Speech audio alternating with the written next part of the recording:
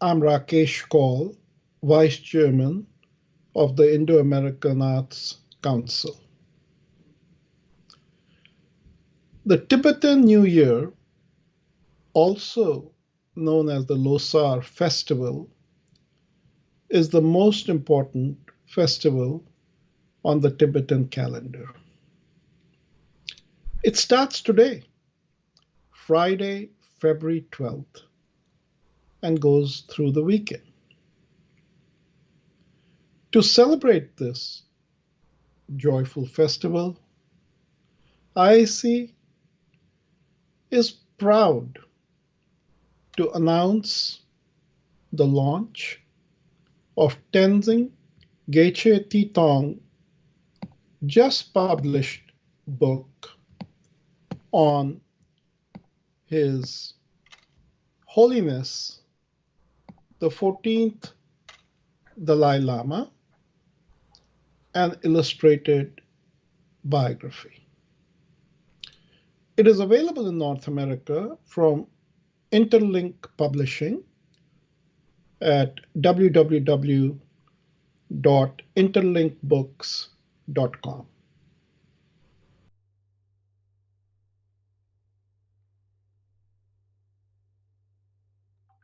Everyone, each one of us, feels connected with His Holiness the Dalai Lama. He resides in our hearts. My first meeting with the Dalai Lama was on April 17, 1991, at the grand opening of Wisdom and Compassion, the Sacred Art of Tibet in San Francisco, at the then Asian Art Museum, where I was on the board and helped facilitate it.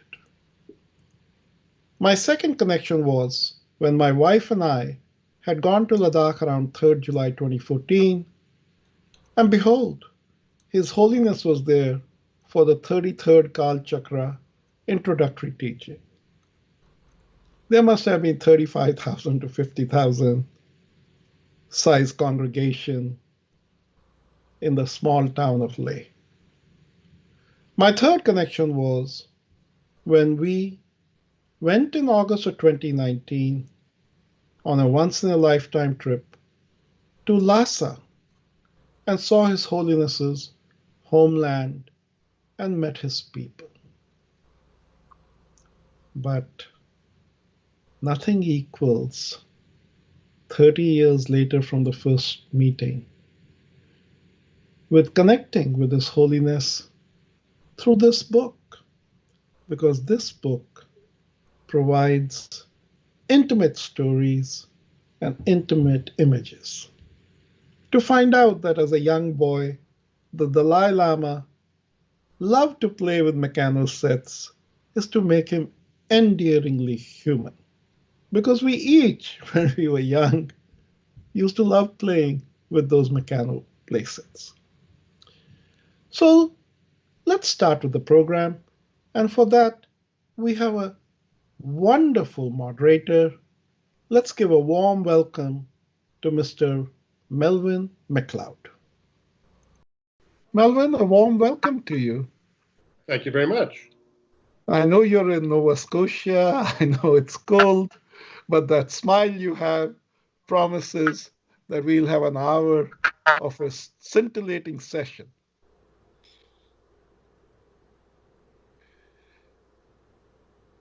Let me say a few words about Melvin.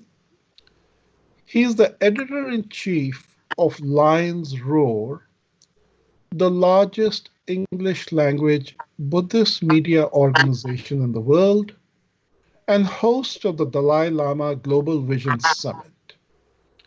Do visit and browse the lionsroar.com website.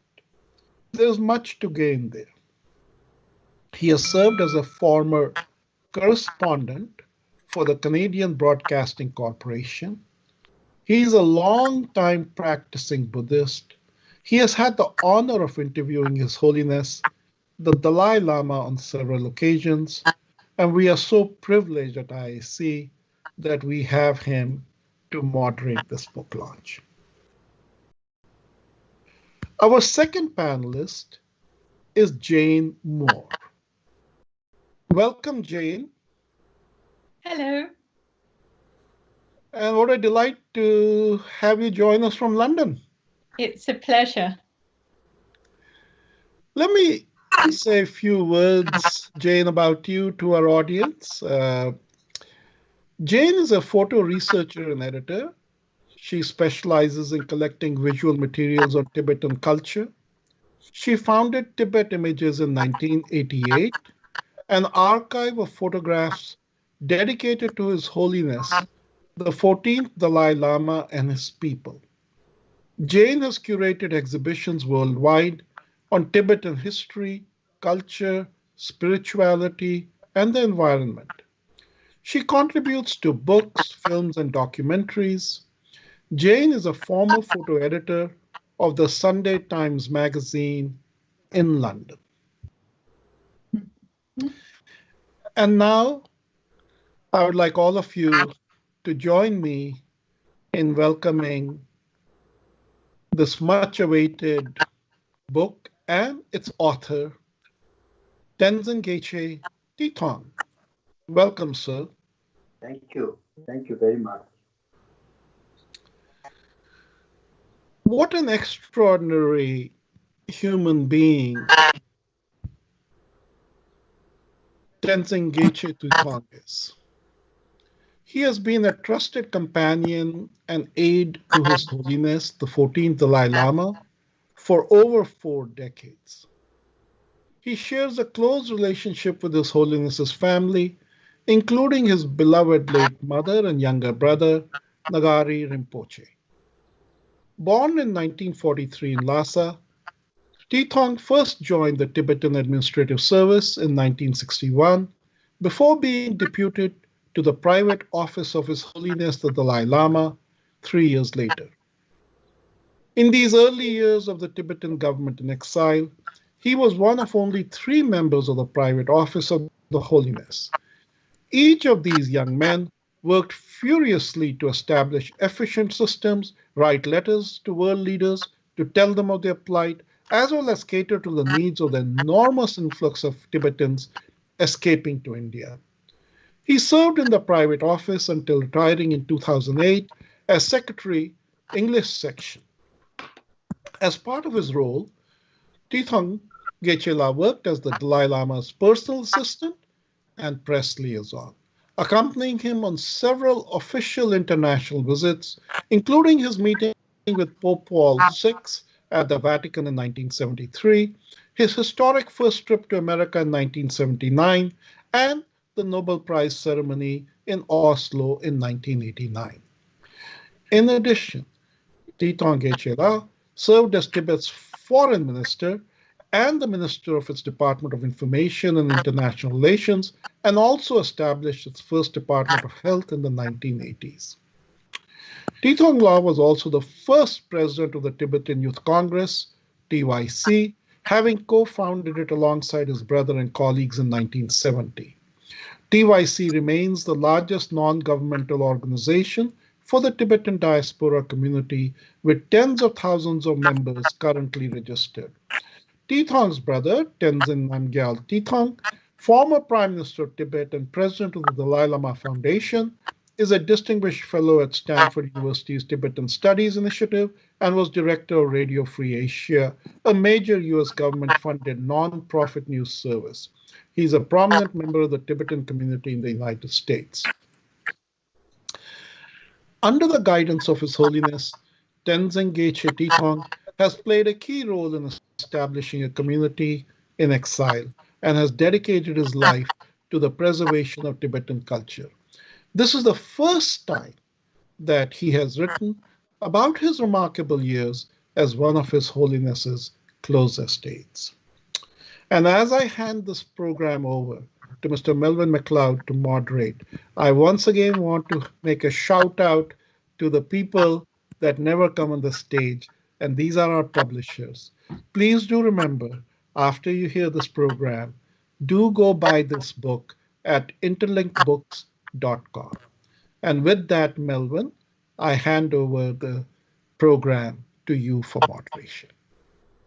Well, thanks very much. It's an honor to be here today with Tenzin Gyechete Tethong and Jane Moore to talk about this really extraordinary book that they've done. I read many biographies of His Holiness the Dalai Lama, and I would say that this one may be the best place to start if you're not that familiar with His Holiness, or indeed even if you are.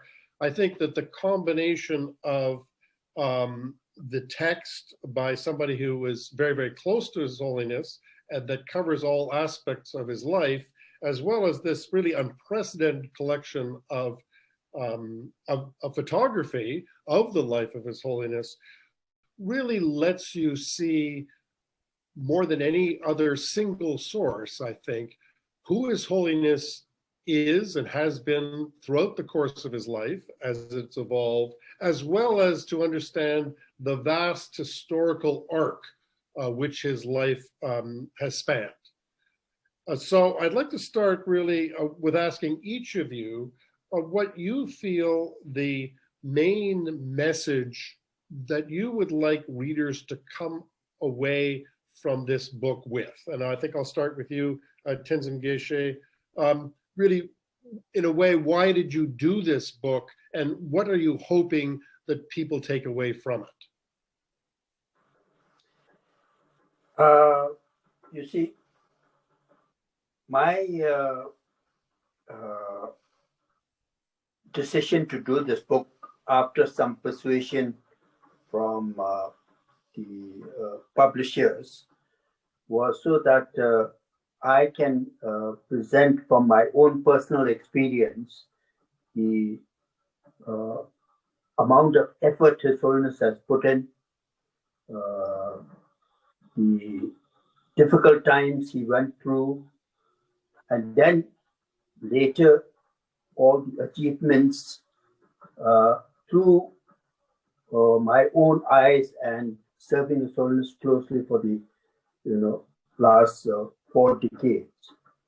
And I also feel that in some ways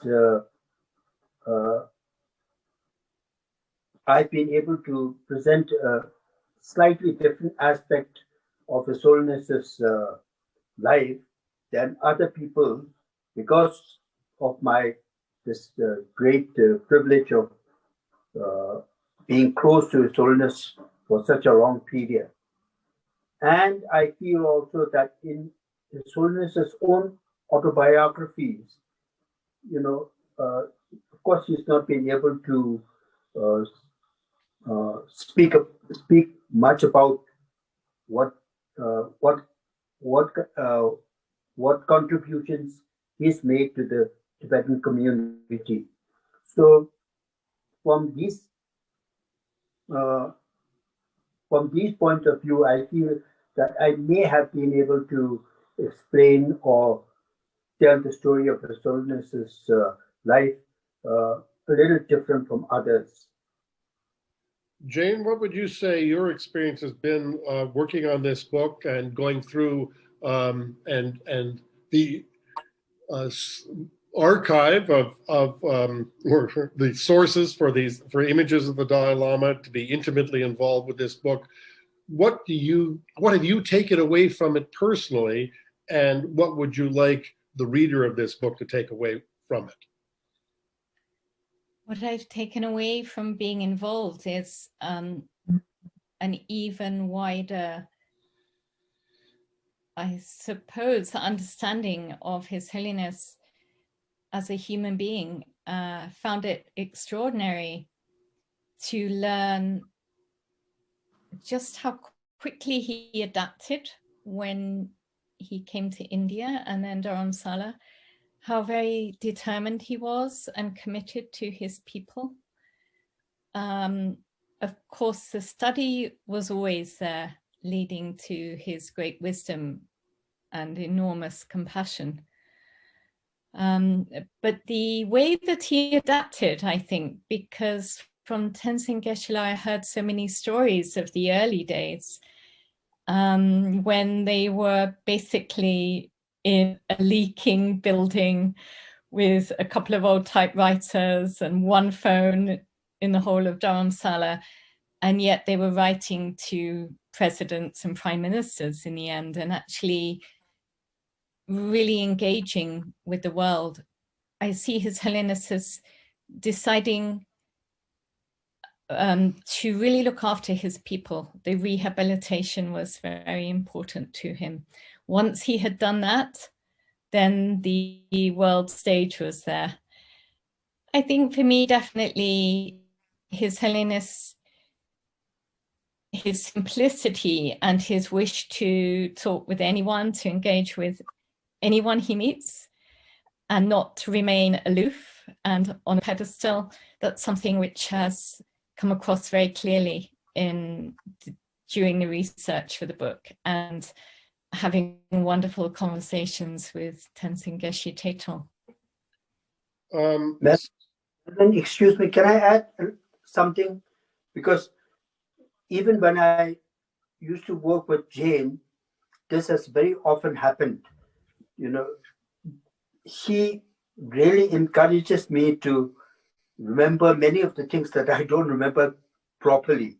So just as Jane was, first of all, I would like also to, give a great deal of credit to Jane for this wonderful collection of photographs that we have in the book. So I think that has contributed to the making of this book much more interesting than any other book. Anyway, what I wanted to add was, as Jane was explaining, I, certainly started remembering that in this book I've tried to explain how practical His Holiness was, and how open-minded he was. So, when I speak like right now, I'm not able to convey this properly, but in the writings of the book, I try to show, all the remarkable qualities that His Holiness had, like being broad-minded, open, practical, very down to earth, and there were many examples of that. So, and then of course, the great leadership that His Holiness gave to the Tibetan people, not just people in exile, but for all the Tibetans. And so I think these are some of the things that I tried to explain in the book.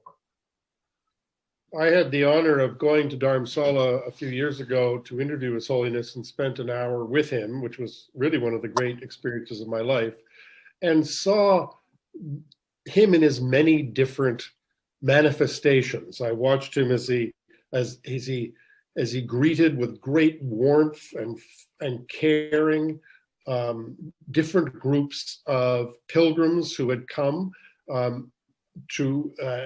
including those who had come straight from out from Tibet itself to see him. It was very, very moving. In my own conversation with him, of course, he was in the manifestation of a very powerful and brilliant Buddhist teacher, and of course he's renowned for his intellect.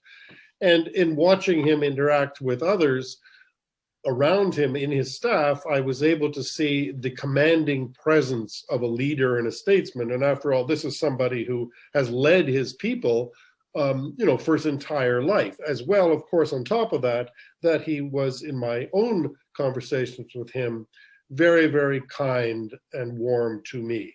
So Tenzin Geshe, you having spent all of these decades close to him, probably know him as well as anybody, maybe outside of his immediate family. And I would, in a way, I would say, well, what is it like? What was it like all those years to be so close to this extraordinary figure? But even more than that, what was it like to see somebody who could, be the simple Buddhist monk as well as a world-level statesman, as well as a moral guide for his own people and for humanity?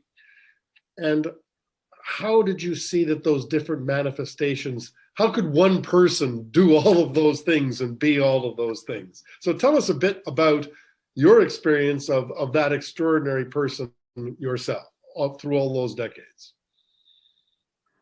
I think, Melvin, you and others are able to, in some ways, explain the extraordinary qualities that His Holiness has. And anyway, I felt, and I've written it in this book, extremely privileged to be able to have served His Holiness for so long. And also, as a Tibetan, I felt that I was extremely fortunate to be so close to His Holiness.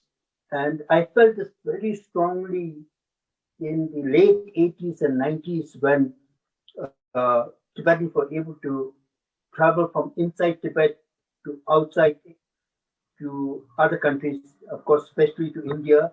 And when they, met with His Holiness, the emotional sort of meeting that happened, often sort of made a deep imprint. And I felt, here there are people who never seen His Holiness before, and they see him once, and then when they return back to Tibet, we don't know whether they'll be able to see His Holiness again. And here I am, every day having the opportunity to be in the presence of His Holiness. So I've always felt that, I was greatly privileged and extremely fortunate, and from a Buddhist point of view, had this wonderful karma of being able to be close to His Holiness for long. And this is the thing, I don't know whether I can explain properly, but His Holiness has many aspects, as you explained. And I've always felt that, I had this tremendous opportunity to learn from many of the things that I, saw so closely by being in his office for so long, and also had the privilege of knowing many of his immediate family members. I had the greatest respect for His Holiness's mother, who I always felt that, apart from being gentle, kind, she never misused her position as His Holiness's mother. So from that point of view alone, I had tremendous respect for her. And then, of course, I knew for almost the past now, maybe 50, 60 years, His Holiness's younger sister, His Holiness's youngest brother, with whom I worked on this book, and the other brothers also. And yes, I felt, in some ways, at one point, I felt that I had the privilege of being closer to His Holiness than some of his immediate family members.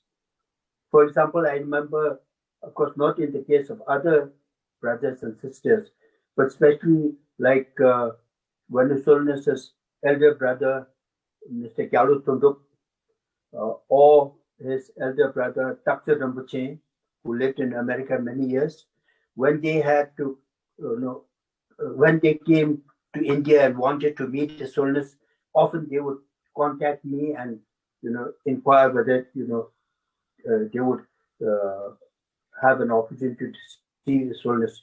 So in such cases, I felt that I was really sort of very, very privileged. And I never tried to forget that I had this unique opportunity. Anyway, I felt extremely blessed. Undoubtedly. And just to let you know, as your book points out, and I know that this is one of the things that you want to focus on, that as the rest of the world knows the importance of His Holiness globally and internationally, at the same time, you wanted to highlight how important he's been to the Tibetan people. I'd like to ask you a question about that, just to preview where we're going, and then I'll be asking Jane to take us through some of her extraordinary collection of pictures of His Holiness's life, and then we will turn, in fact, to his activities on the international stage.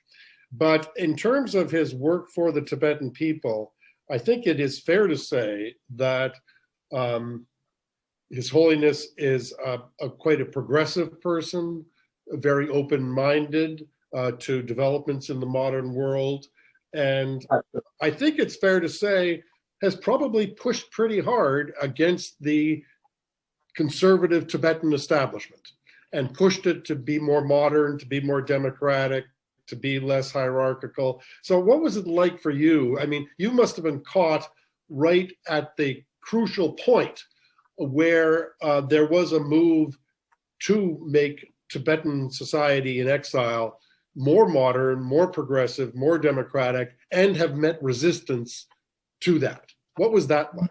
Or is that a fair characterization of what His Holiness tried to do? Absolutely, absolutely. And in fact, excuse me, I think there's a, could you? Yeah, okay. There was a phone call. I'm sorry. That's okay. I agree with you absolutely.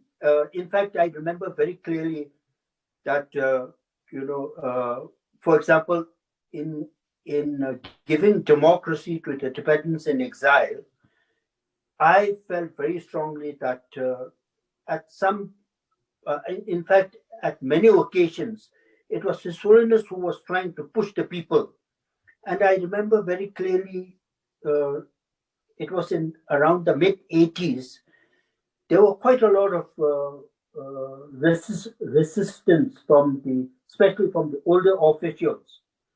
And I remember once having a kind of a hot discussion where some of the senior officials felt that, by trying to introduce democracy too early in the Tibetan exile, that everything, may not run as we expect them to do.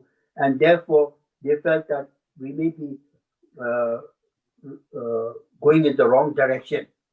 And I remember once trying to tell this senior gentleman that His Holiness is the person who is asking the people to practice more democracy. So he's not trying to destroy the Tibetan society and community. Anyway, yes, in many ways, he was more progressive and more sort of modern than the rest of us were. And there were times when it was difficult for the people, ordinary Tibetans, to accept some of his sort of very open and modern thinking. For example, when he first introduced the constitution for a democratic Tibetan society, people objected to a clause where in the draft constitution it said that his authority could be abolished by 2/3 of the majority of the people's representatives. People want that to be included in the constitution, and of course His Holiness disagreed with that, and that clause was retained. And in any case, I remember on one occasion when there was some resistance, His Holiness said, "No, we must become more democratic, because otherwise, if you all always insist that His Holiness should continue to have full authority, and that according to the Buddhist tradition, consider His Holiness infallible." He said, it's exactly like the Communist Party. They think they are infallible, they are all powerful. He said, then there's no difference between the Tibetan system and the Communist Party system. So anyway, yes, he was forward-looking, open, and and in many cases very practical, as Jane pointed out. Like when His Holiness first arrived in India, I think he was really down to earth, and there are many examples where I felt that His Holiness, really had taken a very down to earth kind of attitude, and that's, I think, what also helped His Holiness to gradually, develop into this kind of a practical, open, leader who, is able to even respect other religious traditions apart from Buddhism. So, anyway, yes, there are many things that were amazing about His Holiness, but I'm right now not able to explain or put this properly in nice words. No, that's very, very helpful. I mean, I think we have a sense that, and of course it's true, that His Holiness is beloved and is the leader of the Tibetan people, but sometimes don't recognize that at the same time he has faced significant resistance from within the Tibetan community to some of the progressive measures that he's tried to push his people towards. And really that's a good link to the next thing I'd like to ask, which is Jane to show us some extra photographs from the book and tell us a bit about them, noting that what we're really seeing here is, an unbelievable arc where you start with a child born in a remote part of a remote country into a peasant family, and the arc of his taking on extraordinary responsibility at a relatively young age and eventually becoming a global moral and spiritual leader. And surely that is one of the most extraordinary journeys in human history. So I think that some of the photographs that you are going to show us now, Jane, really bring that to life in a way that the mere words can't. So I'll just hand it over to you to show us some of the extraordinary photographs from this book. Thank you, Melvin. Thank you. So the first photo actually is of the 13th Dalai Lama, whose life I became very interested in due to having the fortune of meeting the relatives of two British diplomats who spent time in Tibet during the 13th Dalai Lama's life. So I met a relative of Sir Charles Bell, who took this photo, and also a relative of Colonel Leslie Weir. So they became friends and told many stories. Charles Bell took this photo of the 13th Dalai Lama at the Nobilinka Palace. It seems to have been the favorite of definitely the 13th and the 14th out of the two palaces, the Potala and the Nobilinka. The Nobilinka was an area of parkland with many animals and beautiful flowers. It was very peaceful and restful. And Charles Bell had this wonderful opportunity to take the photo. I think to add to this, I'm very impressed by the eyes of the 13th. I think that they're quite extraordinary. And just to link him to the 14th, the relative of Colonel Leslie Weir told me a lovely story of when she went to visit with her parents, the Dalai Lama, to have tea at the Nobilinka, and apparently the 13th walked down from his throne and poured the tea himself. And this is also a link to His Holiness pouring tea for other people. So this was the 13th Dalai Lama. He was also a photographer and processed and developed photos himself that are in Charles Bell's collection. The 4-year-old Dalai Lama, photographed at Kumbum, I had always wondered in these photos what it was that he was holding in his lap. So for many years I tried to find out, and I did ask many people. And in the end, during the research, I found out that it most probably is a Gospel of St. John card brought by a missionary who traveled to see the 4-year-old Dalai Lama at Kumbum Monastery with Archibald Steele, the Chicago journalist who took the photo. So I see this as a wonderful aspect, a kind of reminder that His Holiness came across Christianity very, very early in his life, and had this text card of the Gospel of St. John. I spent a lot of time making the book. I spent a lot of time sitting with the designer at Rowley Books in India, and she always thought that it looked like it was a ticket to Lhasa.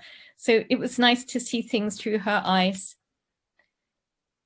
The next photo shows women gathered at the base of the Potala during the uprising in March 1959.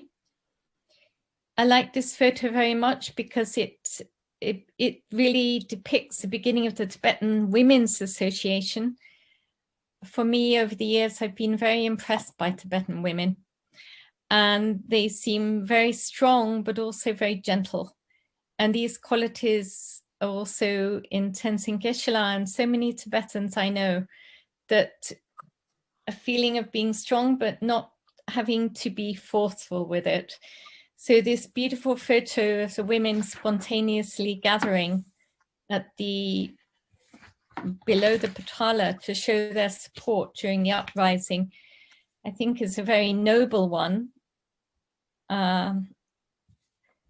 It was rather sad that the leaders were punished afterwards, but it's been an inspirational photo for me. The Illustrated London News was a wonderful pictorial newspaper, which I worked for a short while in London. They showed this photo I'd never seen before on the cover of a great crowd of people listening to a teaching of the 14th Dalai Lama just before he left to visit India in 1956. I think we can all relate to it now. The huge crowds have teachings from many Tibetan teachers, and they are huge crowds. And I think it's just a very beautiful reminder that this happened in Tibet. The next photo shows His Holiness giving a talk or a teaching, I'm not sure which, at Swag Ashram. So this was the badminton court, Tenzin Geshe, or the tennis court below the first residence of His Holiness. When I was sitting with a designer, she said, from a huge throne in Tibet, where no one could really see him closely, to this canopy over a simple chair, and the Tibetans very close at his feet. This made a great impression on me, that this is what had happened, and nevertheless, this is how His Holiness continued to teach and be with his people. The next photo shows his sister who passed away in the 1960s. She began the Tibetan Children's Nursery and later the TCV, and was by all accounts an incredibly kind and wonderful elder sister. All His Holiness's siblings have played a part in his life, and I think this is quite extraordinary, and also their families. So she passed away in England, and I feel as if I'd like to know a lot more about her. The following photo shows His Holiness with Nehru. He had a wonderful relationship with him, and the photo was taken just 5 days before Nehru died of a heart attack and stroke. I think in the letters that Tenzin Geshe and I were fortunate enough to see, they were very close. Nehru played an enormous part in Tibetan rehabilitation, and it was a very, very close relationship. Just 4 more photos now. The next one shows Sheja magazine. This is a magazine started by Tenzin Geshe, his brother Tenzin Namgyal Tethong, and Sonam Topgyal in Dharamsala. Even though they all had multiple roles. They would work all night and through the night to cyclo-style this handwritten and hand-drawn magazine to educate Tibetans. So they had this wonderful column called Strange But True about that was fun, about how does a rocket work, how does a telephone work, and then these fantastic covers showing the moon landing, Gandhi, you know, such a great initiative, and I just wanted to celebrate that. Lobsang Samten, the closest older brother of His Holiness, visited Tibet in 1979 as part of the first delegation. 20 years had gone by since Tibetans in exile had returned to Tibet. And here he's greeted at the monastery closest to His Holiness's birthplace, where his elder brother had been abbot, Takse Rinpoche, at Kumbum Monastery. And he's greeted by a crowd of people, of Tibetans in Mao suits and with the blue, the green. I think it's an extraordinary photo, and it was given to us by Lobsang Samten's widow and a good friend of mine, Namgyal Lama Takla. Her son is now one of the secretaries of His Holiness. Then the last but one photo shows His Holiness's mother. So this is a very stunning photo. I don't know who took it. It was given to us for the project by Ngari Rinpoche, His Holiness's younger brother. And I just think that it's very extraordinary. And her kindness and compassion is shown in this photo. And so whenever Tenzin Geshe would talk about her, I'd often think about this particular photo, and I wish I'd met her. And the last photo, Desmond Tutu and His Holiness giving him a big hug. So this photo was taken by a photographer who has spent a long time with His Holiness, Manuel Bauer, in Switzerland. And he seemed to capture moments in time that were very special. The relationship between Tutu and His Holiness is a very special one. And I think it epitomizes how far he's come. In Tibet, he would never have hugged a layman, I don't think, or when he was also, of course, an archbishop, but also to hug an archbishop in this way so closely is symbolic of the journey of His Holiness to me. Yeah. So it was wonderful to look at some of these photos and then to be able to talk about them. Well, thank you very much, Jane. They're beautiful photographs, and your commentary was very, very interesting. Melvin, I just add a few words about these two pictures particularly. Of course, I've spoken about His Holiness's mother already, for whom I had the greatest respect. And then Jane had this picture of His Holiness's immediate elder brother. In many ways, His Holiness used to consider him as his favorite brother. I had the privilege of knowing him since the mid-70s, quite closely.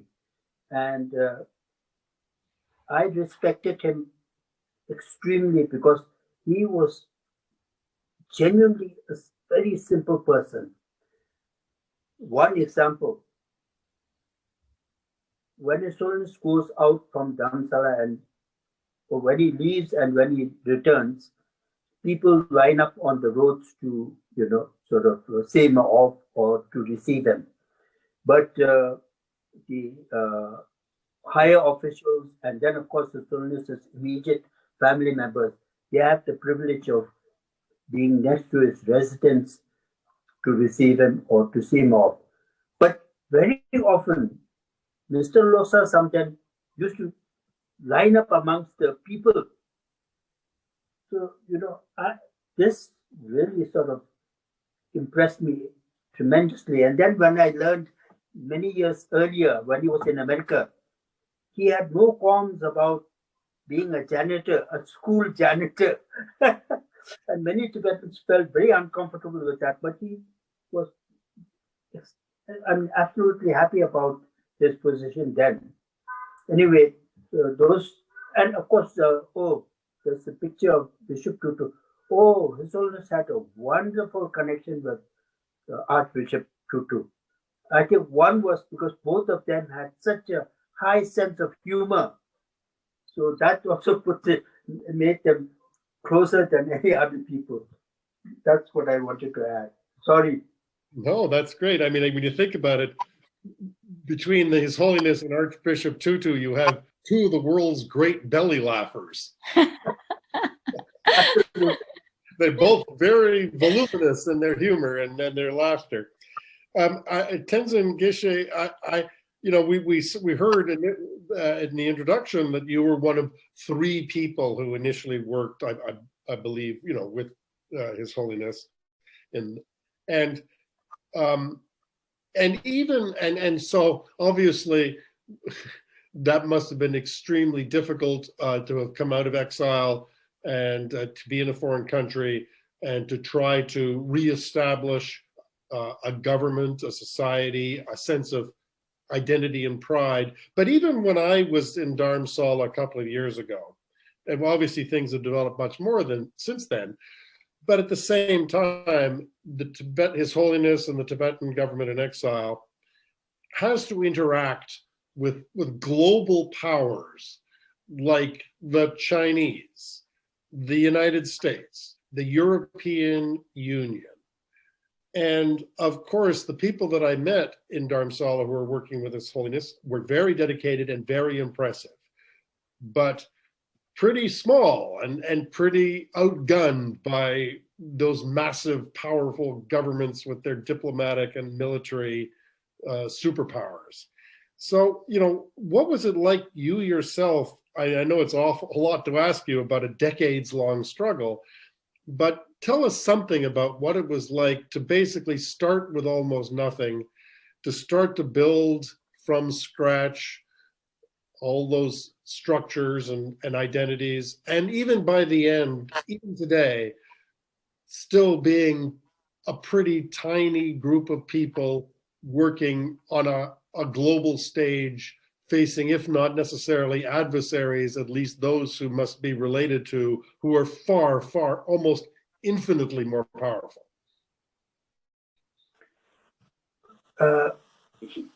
I think here I need to explain a little bit.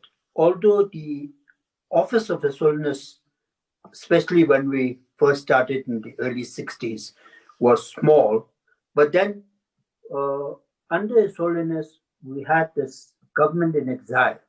So we had all these different departments, a department looking after education, a department looking after settlement, a department looking after religious affairs, and so forth.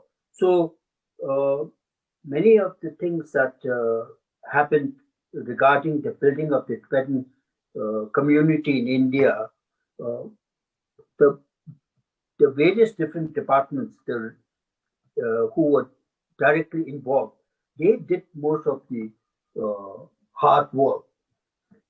But as Jane and I saw when we went through many of these past correspondences that His Holiness had with Indian leaders, His Holiness had been extremely concerned about the education, the rehabilitation of the Tibetans who are living in India, and so forth. But anyway,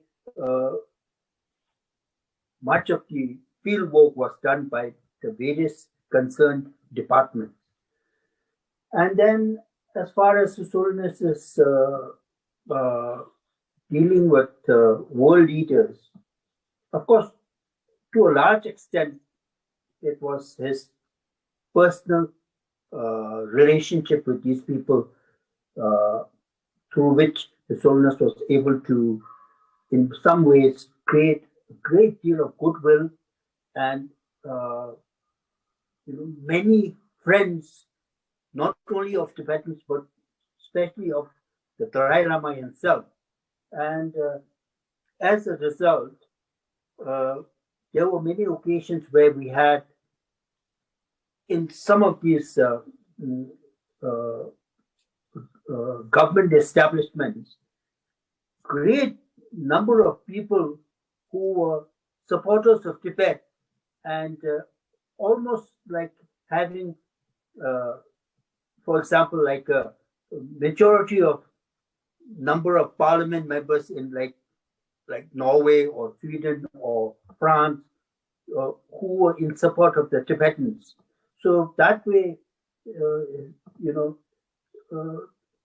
mainly through His Holiness's interaction with people of all kinds, he was able to build this great support, which tremendously helped the Tibetan issue on a larger scale. And then, of course, brought a great deal of goodwill for the Tibetans who were settled in India.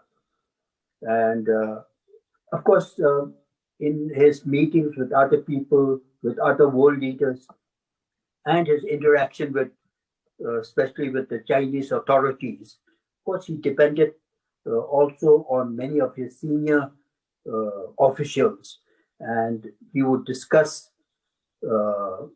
important matters with over a long period with his trusted officials, and he would also consult with his new foreign friends about an important issue before he decided what to do. So that's, I think, how he sort of functioned or worked in dealing with world leaders, including the Chinese authorities. And yet, he came out of Tibet in 1959 into exile in a foreign country with basically nothing, largely unknown in the world. And there have been many exile leaders, even in this century, who've come out from countries who had suffered oppression or invasion, who then fundamentally did not have a great deal of impact or influence.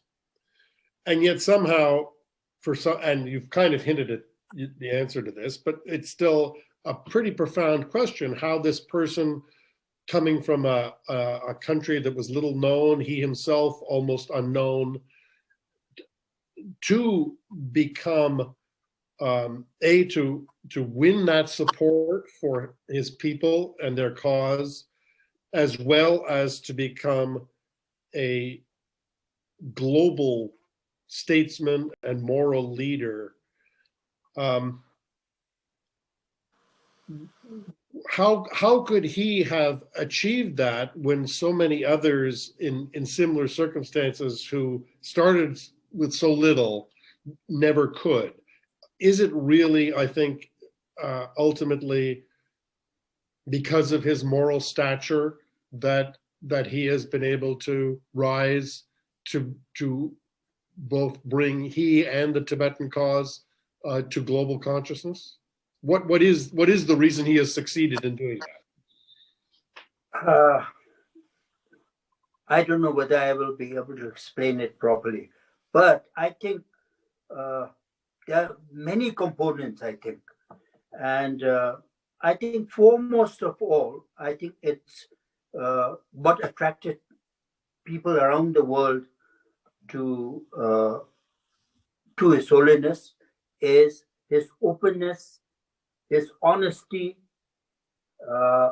then of course his great intellect, and then the warmth that His Holiness, was able to sort of show to people of all walks of life.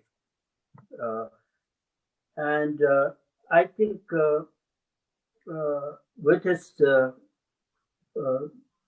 message for people of all kinds, not necessarily trying to teach about Buddhism or not necessarily trying to talk about Tibet, but just talking about the basic problems that human beings face and his willingness to share the responsibility as a citizen of the world. I think these things have really helped to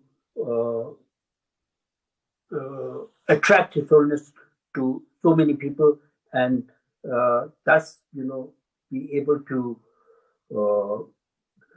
create a powerful support for Tibetans, and I think to some extent for the Buddhist community, that His Holiness is in many ways at least the Tibetan Buddhist form of Buddhism, the leader of the Tibetan Buddhist community. This is what I feel. I think that's true. I mean, he has on one hand raised a great deal of care and support for his people, who he has rallied and maybe you could argue in a way saved, and also to be seen as the world leader of Buddhism. But I suppose even more importantly, as a leader for all humanity, whose message in the end is not limited to his people or his religion, but is a message for all human beings.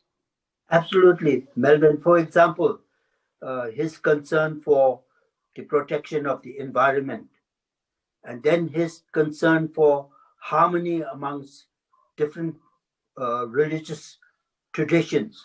So all these, I think, really sort of showed the people that here was somebody who was more interested in contributing to humanity rather than trying to gain support only for his people. And that was a young boy in a peasant family in a remote part of a remote country. To have made that journey is truly one of the great stories in human history, I think. And you have told it to conclude extremely beautifully in this book, which is called His Holiness the 14th Dalai Lama, an illustrated biography, which is available in the United States and Canada from Interlink Books. And that at Tenzin Geyche Tethong, you are the author, with Jane Moore having done extraordinary work assembling probably the single best collection of an illustrated life of the Dalai Lama that I have seen, certainly. So I want to thank, it's been an honor to talk to both of you and to have an opportunity for us to ponder the meaning for all of us as human beings of this extraordinary figure, the 14th Dalai Lama of Tibet. So thank you very much. And I'll pass it back now to Suman to close this event. Thank you so much, Melvin McLeod, for moderating such a meaningful and extraordinary conversation this evening. Author Tenzin Geyche Tethong gave us rare access into the many facets and the many aspects of His Holiness, the 14th Dalai Lama, through this illustrated biography. We are very grateful for your time to talk to us and give us these insights. Really rare, and we really had a great time listening to this conversation. Thank you, Jane Moore, for agreeing to be part of this conversation and for giving us a treat in terms of, in the form of these remarkable and sometimes very private photographs of the life and times of His Holiness. All of this would not have been possible without the help of the publishers, Melvin, of course, from Lions Roar, and Michelle Mushabek from Interlink Publishers, and Priya Kapoor from Rolly Books, both of them giving us the US and Indian editions for these books. I'd also like to thank Ahana Singh and Chelsea Council for supporting us from both of these publishing houses. And last but not the least, I'm very grateful to Gautam Pemaraju, whose support was very key to initiate this whole conversation, this discussion. Richly compelling, this book, the just published book, is a stunning and celebration of the Dalai Lama.